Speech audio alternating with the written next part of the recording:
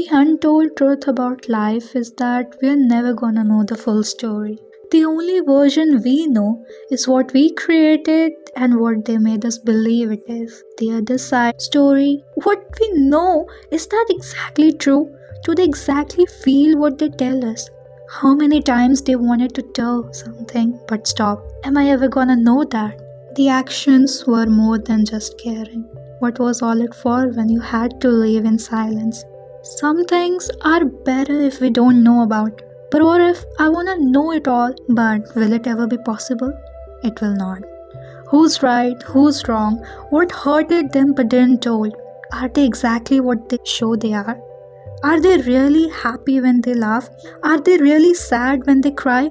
Or it's just a way to seek attention? What's the real intention? What if they show they hate me but actually like me? What if they show they like me but actually are jealous of me?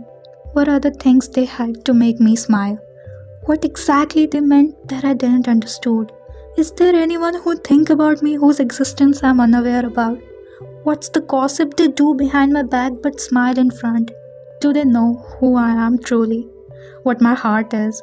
Or they just created a version of me in their head which is not me? Do they actually know how much I care about people I love, but I had to leave because you were not the person I thought you were?